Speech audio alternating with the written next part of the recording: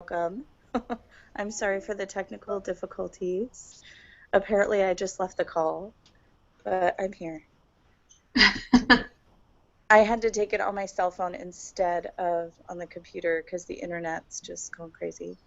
Anyway, um, so I thought we could just kind of start out by sharing a little bit about each of our practices and where we're coming from, and then we could just kind of talk about those things that are sort of pressing in our minds or in our practices. So I can get us started. So I'm Anupa Harvey, and we are with San Joaquin Foot and Ankle. We're based out of the Central Valley in California, and we're basically a brand new practice. We started about 9 months ago, pretty much right out of residency. It's our own practice that we're starting from the ground up. We have some support from our hospital that's in our area, but essentially my husband's a sole proprietor and I'm kind of working for him doing marketing and billing and whatever odds and ends. We do have one person that we are employing right now who does everything else. And yeah, so that's a little bit about our practice. We're sort of hungry to learn and get to know as much as we can about running practice and excited about doing things like this. So that's a little bit about me. It looks like Kim, did you join the call? Hi. Okay. Hey. So How's it going? good. We're just getting started. We're just kind of introducing ourselves and a little bit about our practice. Do you want to go ahead and introduce yourself? Go ahead, Christine. Oh, me? Hi. I'm Christine, and my webcam doesn't work. We are in Utah, in South Utah County, and we started from scratch, from nothing. About, I don't know, I think we saw our first patient maybe October. But that was really early. So, and then probably November would be. Yeah, and we have no idea what we're doing. Okay, and this year. So yeah. Okay, so like you guys just got, you just started your business like a few months ago. Yes. Okay, awesome. Okay. And then is it Kim, right? Hi, yeah. You So wanna... I'm Kim Utterback, and my husband is still a resident, so we don't have practice yet, but we are in the process right now of like getting funding, and we are either going to buy a practice or we are going to start a practice on day one as soon as he's done with residency. So we're just going through the planning phases. So Awesome. And we're where are really you excited guys, about it. sorry, where are you guys based out of? Yeah, so we're in Tucson, Arizona right now, and we are both from Seattle, and so our plan is to move to Washington and start a practice there. And so we'll have lots of challenges.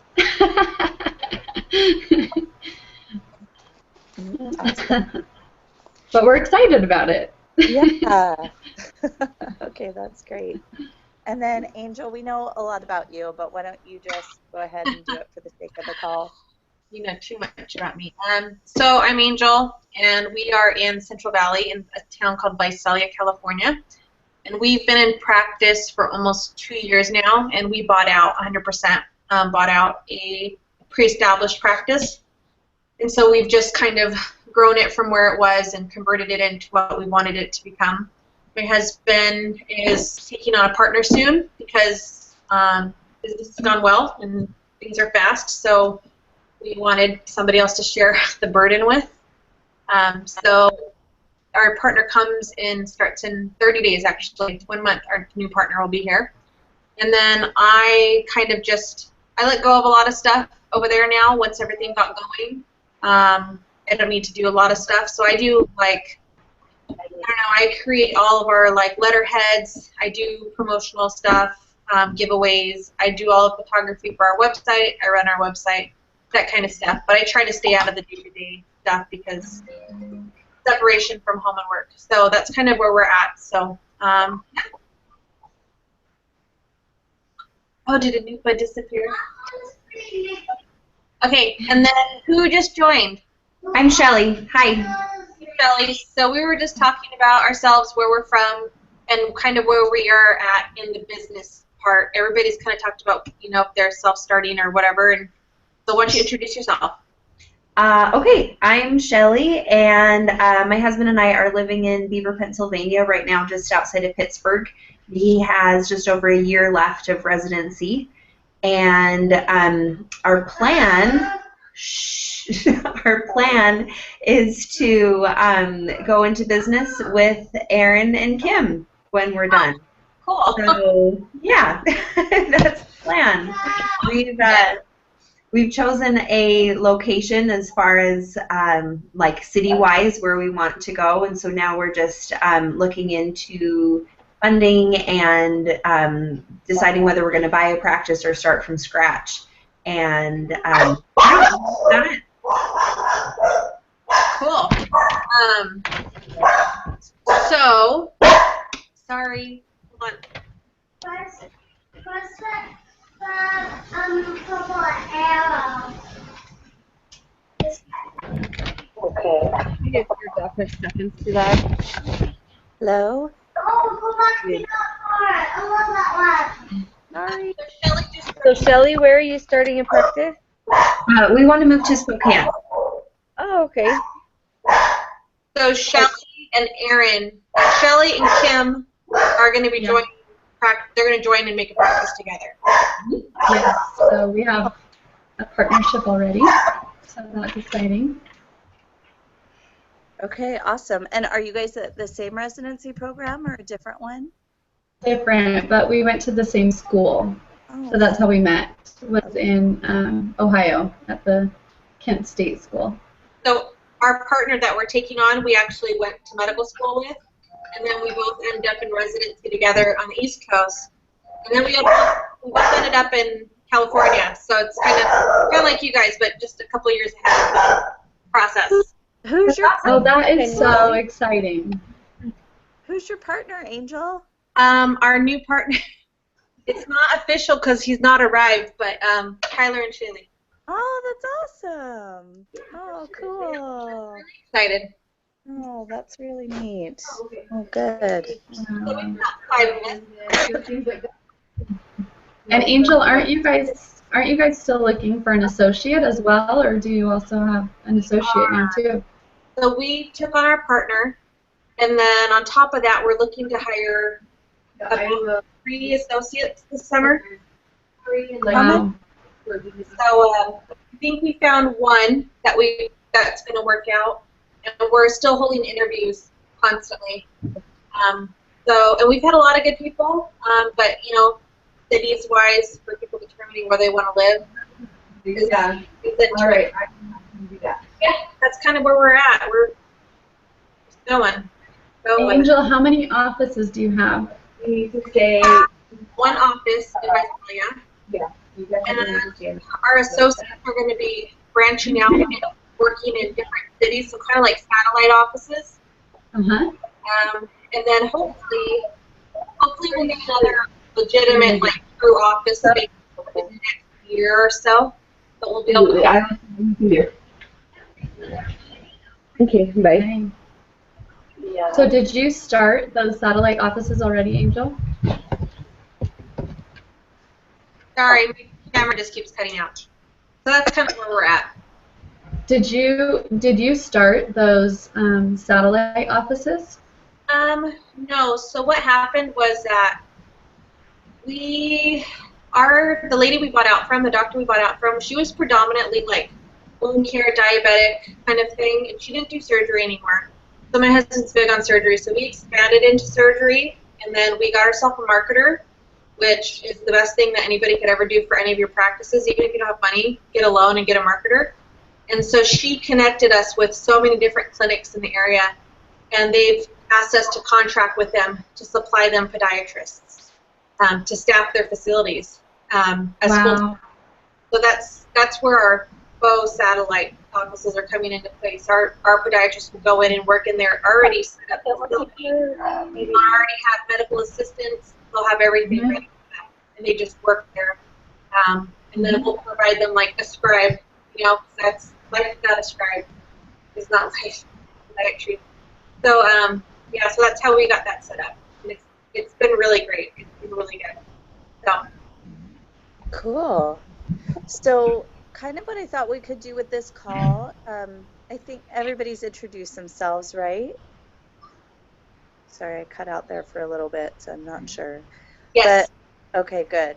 So, I thought we could just kind of like talk about, maybe we could just take each person, and if you want to throw out like a question that you have or a concern or something you're trying to work through in your practice, and we could just kind of like mastermind it together and, you know, talk about what we've done in our individual practices with that kind of thing, and just sort of share experiences more than anything else or resources. Um, so yeah, so I guess just to kind of get the ball rolling, I'll start out. Um, so our biggest thing right now is we're trying to grow the practice and get more patients in the door. We've been looking at how many patients we need to see per day to really to be able to make it. And so really what we want to do is double what we have right now. And that we've seen some really good growth opportunities come from asking from referrals from primary care physicians. And I guess I'm just wondering what you guys have done or what you guys do to kind of encourage referrals from other primary care doctors in your area. Who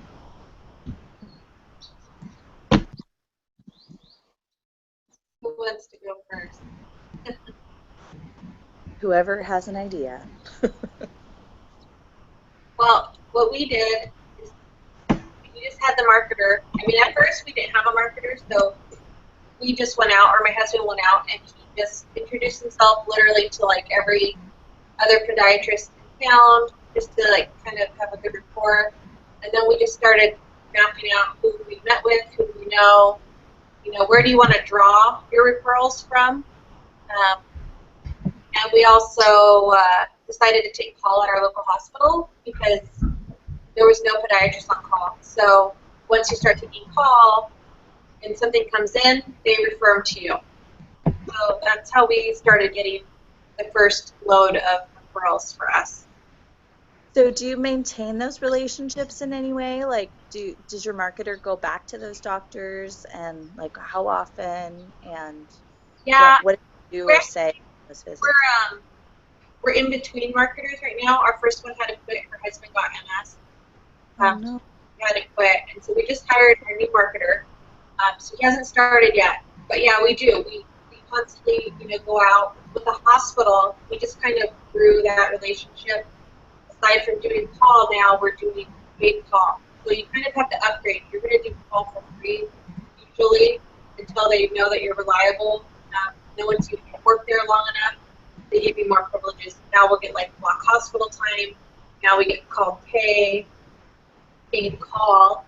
And then they send things to our office all the time. So it's kind of constantly in the works. And since he does surgery there all the time, that kind of maintains that relationship. And then for holidays and stuff, you know, we send things out. Like for Christmas, we sent out like a nut platter. I didn't really agree with that. I thought chocolate would be better, but my husband decided he wanted to give nuts to everybody that referred him. So we sent everybody a platter of nuts for Christmas. It was really awesome. So we did that just to say thanks. And that's kind of like how we've been keeping up a little bit. But once we get our new marketer, we plan on going, you know, constantly all the time. So when you say constant, is that like once a month? Is that once a week? What? How often? When you can fit it, I think, because you have to prioritize. You know, do you want more referrals, or do you need focus on, keeping it constant. Like for us, at first it was getting more referrals. So I think she probably only frequented the same places maybe every quarter or something. She was constantly going out all the time. Now we're pretty stable, so I think we could kind of just go and maybe every couple months go and touch base or make a call or whatever. So. All right. Does anybody else have any thoughts or ideas or things that they've seen? Have you only? Oh, sorry. Go ahead. Oh no, you go ahead. I just had a question to add on to it, I guess. So, have you tried doing referrals to any other doctors besides just primary care physicians? I've just been reading about it. Obviously, I don't have any experience with it, but I read another good idea was OBGYNs, because women seem to have more foot problems, I guess, a lot of times, and they just deal with the pain a lot, and so I thought that might be an interesting idea, but wondered if anyone has tried it. So I have done OBGYN. We have a pain specialist in our area, and he's referred to us. And we've done pediatricians in the area. But that's a good question. I haven't really thought through what other specialties might refer to podiatry. I've never seen a referral come through from an OBGYN. We never. So, Yeah, but it might be a market that's untapped, right? It could totally really could be. I'm doing Nanupa though. We've done peds and we've done our pain management doc in town, and maybe that might be it. I think for us. We've gotten some from family practice. We didn't do OBGYN either, but I think in one of the offices where he went to drop things off. So my husband's been going out himself because we're kind of in a smaller community, and he wanted people to see him and get to know him. And one of the offices, how offices have a bunch of different people in it. So one of them was an OBGYN, but we haven't gotten any referrals from her. Mostly general practice and pediatrician. Well, he's general practice, but he works in a pediatrician's office. So. That's a really good idea though, because just now I'm just thinking about the top of my head. One of our employees she was an employee. We just not let her go. She went on a really early maternity leave, and she had a lot of health issues, and she started getting crazy varicose veins and clots in her legs, all below the knee. So that really does extend into foot and ankle care. And my husband ended up she was in such bad condition, he sent her to the ER because she could have had thrombosis in her leg, and that could have been really bad. So I think that's a really good idea. I think you guys should totally do that. I'm going to tell him about it because that's so common in maternity patients, especially. They get a lot of complications with blood clot and varicose veins and that kind of stuff. So and just constant feet problems. And swelling and is it anemia in your feet? What is it when your feet get fat? The swelling. But yeah, I think that's a totally great idea. The other thought that I had was maybe running stores as well, just leaving a stack of cards at the front desk at shoe stores or running stores maybe. Have you done that? Do events. Yeah. We did a couple events with a local shoe store, so it gets your name out there. I also heard about doing it with local gyms as well, because sometimes people will be exercising and they'll end up having foot problems or whatever. And nail salons was the other thing. We're trying to do Angel's idea about the patient appreciation gift baskets. And so we've been kind of talking to the nail salons in the area, and so I think that's one that we're doing more of. Cool. Well, thank you for your help. I guess a little bit of what we've done already. So I think I posted on the Podwives page when we first came in. We went around to all of the offices. The hospital, the hospital has like a, I don't know, a marketing branch, and so we got in touch with them and just said like, hey, we're new to the area. Can you help us get introduced to some of the main doctors in the area? And they've done a ton of studies on who refers to which kind of practices and things like that. And so they just took us around to a bunch of doctors that typically have referred out to podiatry. And we took a plate of sugar cookies that were decorated like in a medical theme. And then since then, we've done like scrub cake pops, and we've done like M&Ms in a little prescription bottle. And just like I've been trying to come up with like cute kind of things that make us kind of stand out and be a little bit different from everybody else. Because I think most people kind of come in with a flyer or business cards and say like, hey, we're here. And so I just kind of want to do something that makes us like stand out in their minds. And I feel like a lot of times it's the women who work in the office that are the ones calling the shots on where the referrals end up going. Like the doctor might just say, refer this patient out to podiatry, and it's up to the referral coordinator to actually send it over to, you know, a particular office. So we're trying to... Totally is. They decide where it goes unless the doctor says, we are referring all these patients to Dr. XYZ. Really, whoever they like is who they're going to send it to. Yeah, totally. We've had our office person go out to lunch with some of the other office people, like in different primary care offices, and we've seen really great returns from that. So that's been really cool. Okay, so who else has a question? I was going to say something else. You were talking about what you took to the doctors, and so we were really going to hit the, like, November, December, we're just trying to figure things out, and we had talked to some doctors, but then January was when he was really going to start out, like, getting out and getting to see all the doctors, and he wanted to do chocolate, but I said, Christmas, you know, Christmas just happened. So we got vitamin C gummy vitamins, like the big bottles from Costco, and just wrote a little thing like, and I put it together in a little bag with a bunch of mandarin oranges, and then it said, wishing you a happy and healthy new year, and he gave that to the office staff, and then gave like the referral pads to the doctors. He had one like little package of referral pad things for each doctor, and then we put a little sticker with our name and phone number and everything on the vitamin C bottle, and he gave that to the office staff, and then one of the things for each of the doctors, because I think stuff comes in all the time for the doctors. You know, there's always reps bringing stuff, but we wanted to really target that office staff. And then also, you know, the bottle of vitamins is going to stick around because they have it on their desk or whatever, you know, and so hopefully they just keep it in their office. I don't know. Totally.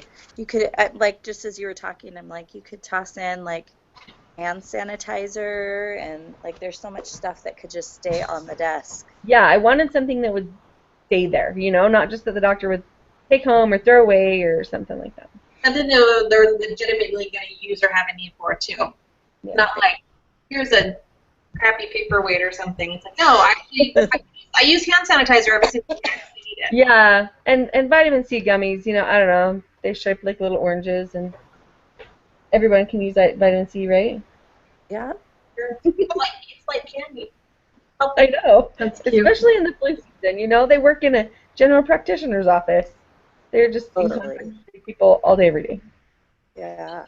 You should get them a big canister of coffee and put your face on it. I'm in Utah. I know. It's okay. Herbal tea. Hot chocolate. And hot cocoa. Stevens hot cocoa in jumbo size. Yeah. That is a really good idea. So, Anupa phased out for a second. So who's next with whatever dilemmas you want to bring to the table and getting advice on? Kim or Shelly? I think Kim might have cut out. I don't know. I have a lot of questions as far as office management goes. My husband worked for a podiatrist for a year in between graduating from school and starting residency. and some of the biggest problems that they had in that office was because they had, That's home. I know Dad's home. They just had an office manager that wasn't devoted to the practice. And so I guess my biggest question is, like, how do you find a good office manager? Does anybody else have an office manager that they want to chime in on it about? Christine? I am the office manager. I'm everything.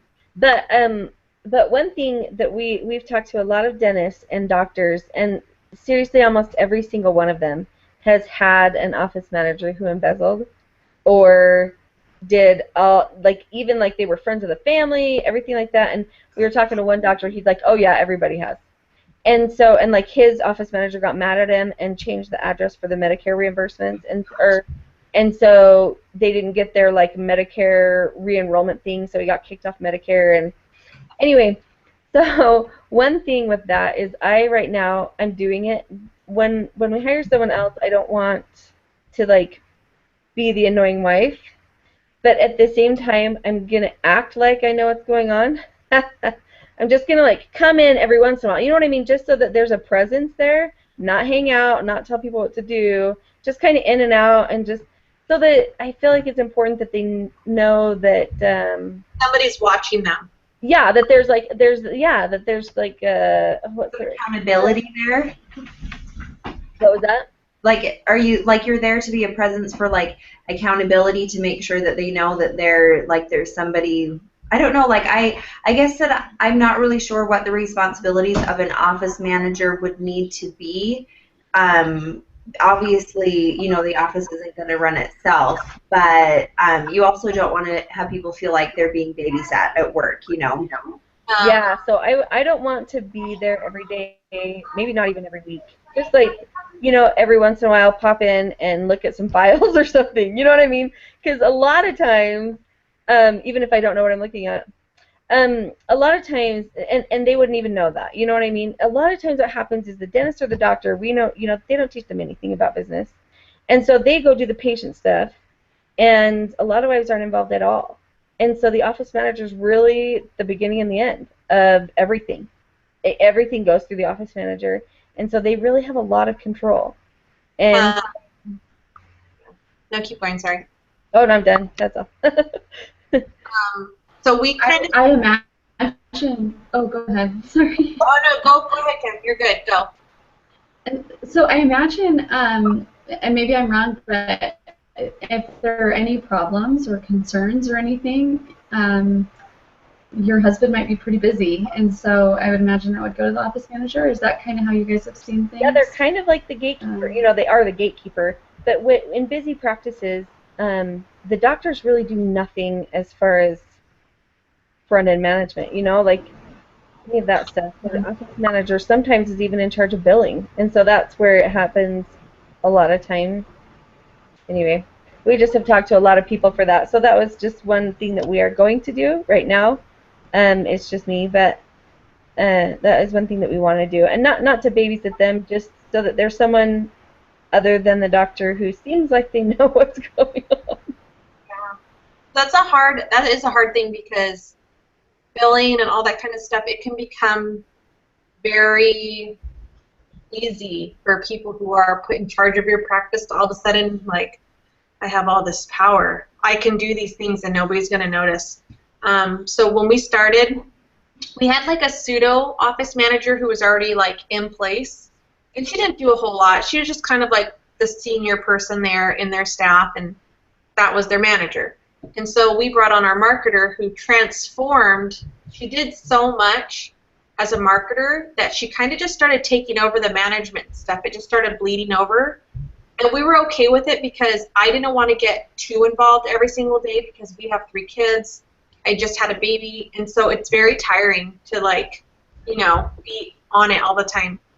And he couldn't do it, so she kind of took it over. And then ours kind of went a little haywire. She's not a people person. She's not good at people management, even though she's a really good marketer. So we had to retract her from that position and separate them. And we brought in one of our other girls from the front office and made her the new manager. We keep billing 100% separate from our office manager. Our office manager can do order supplies for the office. She can do, approvals. She can handle references. She sets up events. She's a liaison for many different things. But billing we keep completely separate, and we also do our billing on a national, from like a national firm, not from local, because as you do local firms, you're going to cross over to people doing books for you and for somebody else, and that can get dirty and it can get messy, and people talk, and so you kind of want to avoid that. But back to the management part, just having a separation. And when we started, I did, the marketer girl, as she transformed into the manager, my husband made it very known, like, you need to clear that through Angel. You need to double check with Angel. If it's going to go on the website, get her approval. So, and it wasn't that we really cared a ton. I mean, I did care, but it's knowing that she had somebody else that she had to check into. You're talking about being accountable. And so it's like, even now with our new manager, she knows, like, hey, she's like, I just want to call about this thing real quick. Derek wants me to order this, this, and that. Is that going to be fine? No, Anupa, I can't hear you. So that's kind of where that kind of bled into. So I think that you can have a manager and they have responsibilities limited to like the front back office kind of stuff. Have a biller who's completely separate and not involved in the everyday. And because they get so busy, like I think it was Christine, she said, you just get so busy that the doctor can't really deal with in-house kind of issues. He decided that he needed to get a personal assistant. So we have an executive assistant now also, because there's just stuff that's just not even covered besides office stuff, besides marketing stuff, and there's just things that need to get done, like making sure your Medicare stuff is up to date and making sure renewals are going through things. You kind of have to really, I feel like we've had to compartmentalize things just a little bit more to make sure that everything stays kosher, So that's been our experience over the last however long. Yeah, and we have a separate biller as well, and we actually have through the biller a lady who does credentialing, and she did our credentialing for us. I had started the process, which, by the way, if you girls are going, if you want to be starting after residency, hopefully you're already on that with the NPI and getting in the hospitals, getting in the insurance panels, because some insurance panels are really quick and some take forever. So that she's actually the one that is going to help keep up the renewals and things like that. So that's good that way. And I know Alicia Peterson, they just started their own as well. And her biller is local, and for her that's worked out really well because she goes to her, she's helped them with tons of other stuff. Like any questions she has, she calls the biller and she answers. And that hasn't been our experience. Ours is, so we live south, like, I don't know, an hour south or a little more than that of Salt Lake City, and ours is in Salt Lake City. And so it's kind of local. They know the area, but it's not. Not in your community, though. Yeah. Yeah, I think it's a good idea. I'm sorry, I totally missed. We were worried about it because the money, whatever. If you do it yourself, you get all the money. You don't have to pay a percentage to someone else. But I just laughed and I was like, you know what, we're going to pay them whatever percentage of what comes in, and we're going to get like 300% more because they're doing it and they know what they're doing. They're doing it accurately. You don't want to waste. I mean, kudos to you guys if you can do math in your sleep, but there's so many errors and so many codes that can happen. Yeah, and they know what they're doing, and try to find a biller that knows podiatry, because if you get someone that doesn't know podiatry, there's just so many different things. They could bill it one way or bill it another way and make a big difference. Yeah, So sure. I'm going to jump in here because I didn't hear the question, but I know it's about billing. So what is the question about? Oh, it was about finding an office manager, but it's all this information is great, so thank you. just talking about how to find a good office manager, and we were talking about compartmentalizing things in the office, and it ended up being like office manager, biller, executive assistant kind of thing. So we just talked about all of them. Yeah. So in our practice, I do the billing, and the only way that I really learned how to do it was there's another podiatry practice in our area. Theoretically, we're going to buy out this other podiatrist whenever he decides to retire, but there hasn't been like a set retirement date yet. But they've been super friendly in helping us kind of get off the ground, and so they kind of taught me everything about podiatry billing, and then whatever gaps there were, there's some really helpful conferences. So like the American Academy of Podiatric Practice Management, it's AAPPM. They have really, really good comprehensive billing and coding seminars, and they teach you, like they have one coming up in May, and the specific classes are like how to avoid getting denials and things like that. One thing with billing is even if you're not doing it and you have another company doing it for you, you have to know, I think I heard Angel saying a little bit about this, like you have to know enough of what they're doing to hold them accountable for it. So you have to know, what a reasonable amount of adjustments are, and what a reasonable, just be looking at the reports and asking questions if you have a third party doing it, so that I think it's also better if they're paid on a percentage basis versus like a flat rate, because then they're more motivated to get you more money. So I have a question for you. Are you planning on doing billing for your practice all the time, forever, or do you plan on getting a biller eventually when you're busy, like super busy? Like, what threshold do you think that? Yeah, I don't plan on working for the office forever. I studied business in college, and so it made sense for me to save money and like kind of kickstart things. But yeah, like I think right now it's like a 3-year goal is that I would will have enough money and resources that I can just keep doing everything that I'm doing. I'm teaching to our person who's already in the office that we're kind of grooming for an office manager position that I think she probably could take even, well, hopefully soon. And then, that we would just kind of have other employees working for us. But yeah, I mean, I think my goal is I don't really want to be working for my husband for the next 30 years. I'd rather kind of be able to step back. But You're here. Yes, I'm here. And I think it's good to know, to be in the weeds, at least in the beginning, so that you know what's happening in your practice, and so that you have enough information so later on you can kind of review and hold people accountable for what should be happening. So I think the only other person, when you got cut out, Kim, I think you're the only other one maybe that has, like, what questions and concerns do you want to bring to the table to get feedback on? There's too many. One of the biggest ones that you awake at night. Oh my gosh, no, seriously, there's too many. But so it's good to hear the questions and concerns that you guys have, because then I know what we should be prepared for as well. Your big thing though is you're trying to decide buyout or from scratch, right?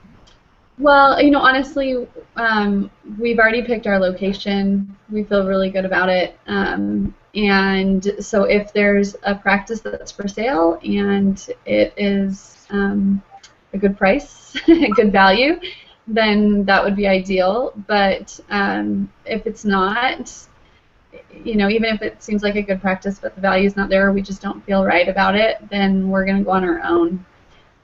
We've been working with some banks already and working on an SBA loan. So and that takes forever. Yeah, it does. We've got a while though. So we're not even done this June. We're done next June. Oh, so we're just really working ahead. Yeah. So the banks.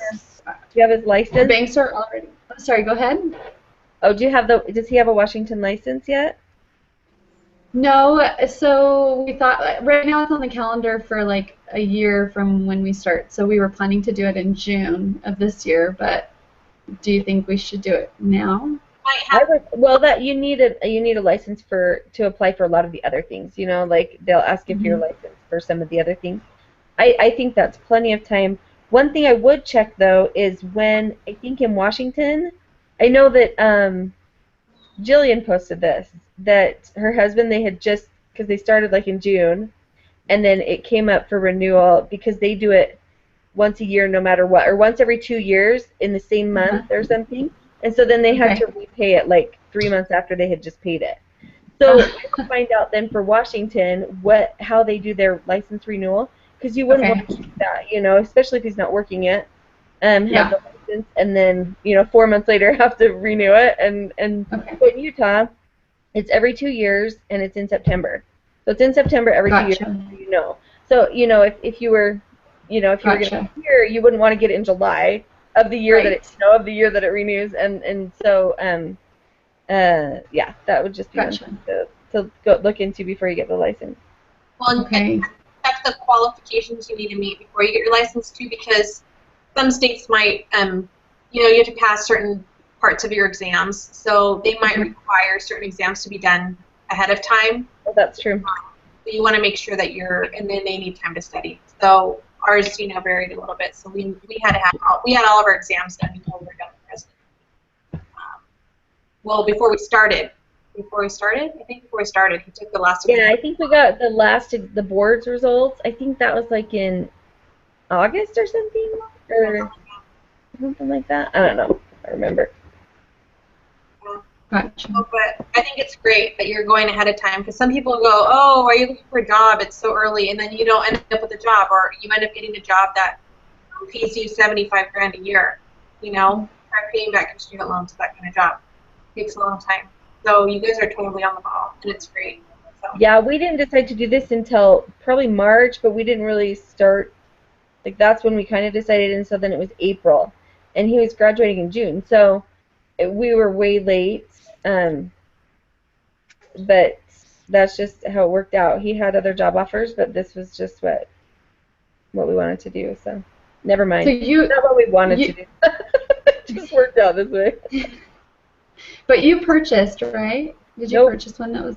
Oh, you just went on your own. Okay. Yep. Okay. And Good for you. we went out on our own also, but so something I would encourage you to do is check out areas near where you want to live, where so like in the area that we live in, it's considered an underserved population, and so the hospital was actually recruiting podiatrists because there aren't enough in the area to serve the needs of the population. So if you have kind of like a general area, start contacting the hospitals and see if they're looking for podiatrists. We got a relocation agreement with them, so they essentially paid to move us out here and guaranteed our salary and like have certain provisions that they're giving us to kind of get our business started because it's in their best interest. We're going to be referring patients to them, doing surgeries for them and things like that. So yeah, I know a few people that did that. And another thing is you can go onto the Medicare website and type in the zip codes, and so if you know where you want to live and there's kind of a satellite area, if you're flexible, you go to the Medicare website and put in the zip codes and just find the one that has the least amount of podiatrists. That is one way, because it's really hard to find out how many podiatrists are in each area serving the population, but you can find out on the Medicare website. And just don't be limited either, because I know you guys know where you want to live. Think about, okay, in 10 years from when you're starting your practice, where do you want to expand into? Because once you get there, you could be wanting to live in a different community and commute the 30 minutes into your main office. So think about long term so you can kind of get a sphere of all the different places you guys can hit. All the hospitals, all the different, clinics, and all those things that they're talking about too. So. Okay, awesome. So I think this has been good. I apologize so much because my internet connection has been awful today and I've been cutting in and out, and I'm so sorry about that. but I think we should kind of limit it to an hour so that it's a reasonable amount of time for everyone.